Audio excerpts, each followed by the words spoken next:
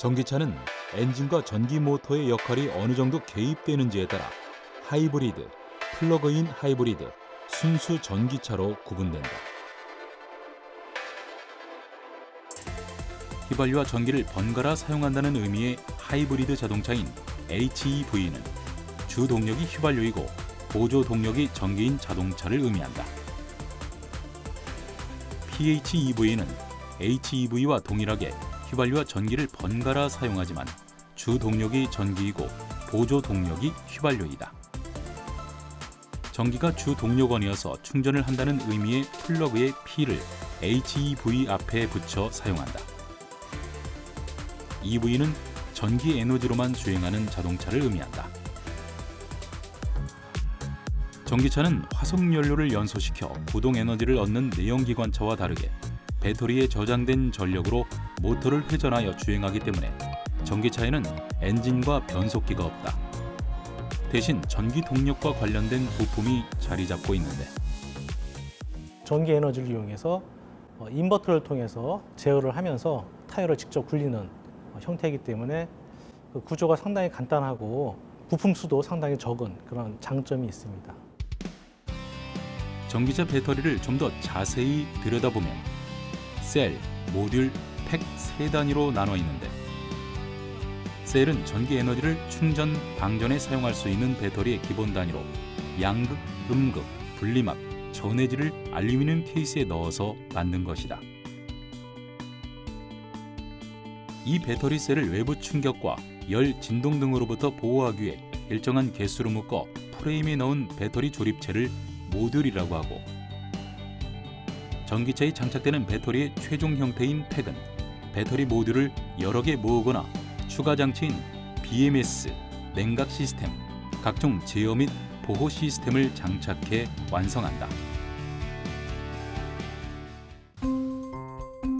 현재 전기차에 사용되고 있는 리튬이온 배터리는 재충전이 가능한 2차 전지인데 리튬은 부피가 작으면서 가벼운 금속 원소이기 때문에 리튬을 사용하면 크기가 훨씬 더 작으면서 용량이 큰 배터리를 만들 수 있어 2차 전지에 두루 쓰이고 있다.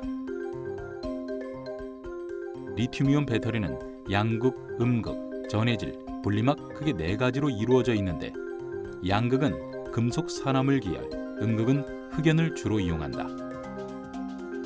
이 양극과 음극은 건전지의 성능과 용량을 결정짓고 전해질과 분리막은 전지의 안전성을 결정짓는다.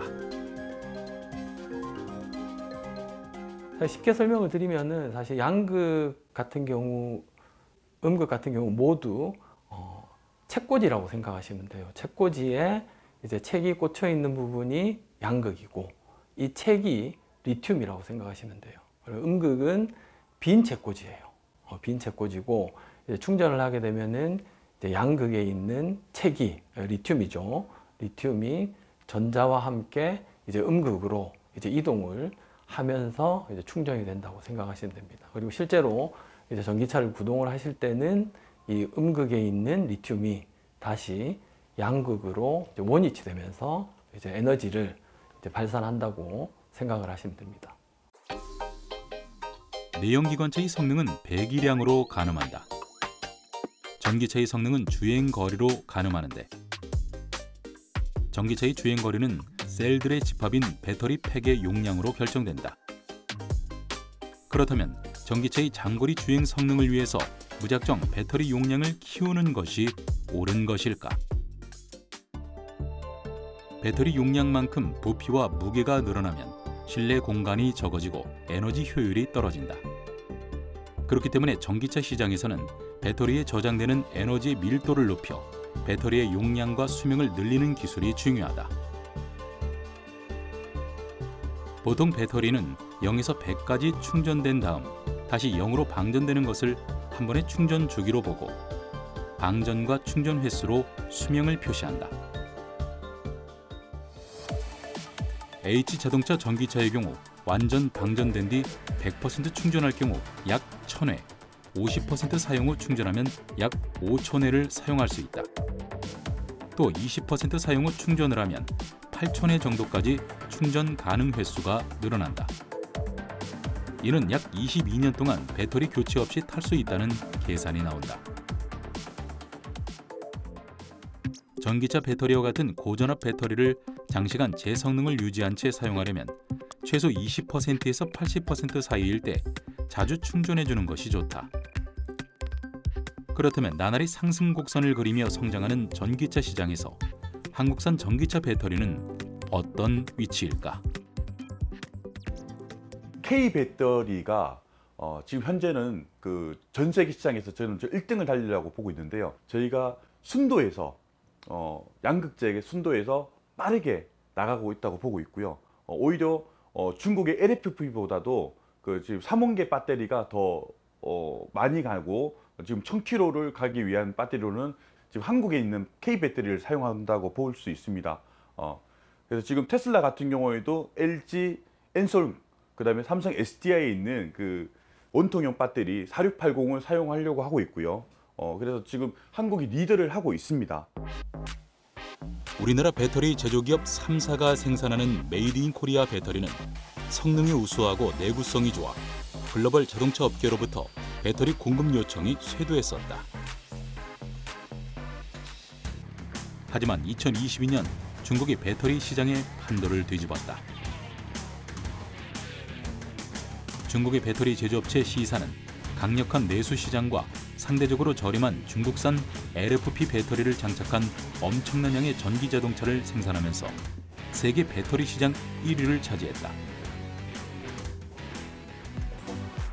C사가 주력하는 LFP 배터리는 리튬, 인산, 철을 주 원료로 해 에너지 밀도가 낮아 주행거리가 짧지만 가격이 저렴하다는 장점이 있다. 반면 한국 기업이 주력하고 있는 NCM 배터리는 니켈, 코발트, 망간이 주 원료이고 높은 에너지 밀도로 긴 주행거리를 보장하지만 가격이 비싸다. NCM 배터리 대비 저렴한 가격과 폭발 위험성이 없는 LFP 배터리가 시장을 잠식해 나가고 있으며 세계적인 전기차 업체들도 C사의 배터리를 탑재하고 있다. 이렇듯 전기차 배터리는 광물 재료에 따라 가격의 차이가 나고 시장의 흐름이 바뀐다. 전기차를 구입할 때 가장 원인이 뭐냐면 전기차의 가격이 낮아져야 되는데 그 가격이 낮아질 수 있는 방법은 배터리밖에 없습니다. 그래서 지금 테슬라에서도 4680을 씀으로 인해 가지고 그 배터리 가격을 낮추겠다고 얘기했거든요. 그래서 배터리 가격을 낮추려고 그러면 지금 원료 수급이 가장 시급합니다. 아프리카라든지 남미라든지 이 자원 외교를 먼저 통해서 자원 확보가 저는 필수라고 보고 있고요. 때문에 각국은 배터리 원료인 핵심 광물 확보에 국가 역량을 총동원하고 있는데 전기 자동차 회사인 T사의 CEO 일론 머스크, 다국적 자동차 회사인 S사의 CEO 카를로스 타바르스 등 전문가들의 의견에 따르면 수년 내에 세계적으로 원자재 부족으로 인해 배터리 공급이 원활하지 않을 것이라는 전망을 내놓았다. 한편 중국, 호주와 함께 세계 주요 리튬 생산지인 남미에서 불고 있는 리튬 보호주의가 세계 완성차 배터리 업체들 속을 태우고 있는데 칠레, 볼리비아, 아르헨티나에 걸쳐 있는 이른바 남미의 광물 삼각지대는 전기차 배터리의 핵심 원료인 리튬의 주산지로 전 세계 매장량의 55%가량을 차지한다. 하지만 리튬 최대 매장지인 칠레가 환경보호, 자원 안보를 내세우며 리튬 광산에 대한 장악력을 높여가고 있다. 이에 따라 상대적으로 기술력은 있지만 원자재 확보가 어려운 우리나라는 전기차의 폐배터리를 폐기물이 아닌 순환 자원으로 인정하고 효과적인 재사용과 재활용으로 폐배터리 생태계를 만들어 나갈 계획을 수립 중이다.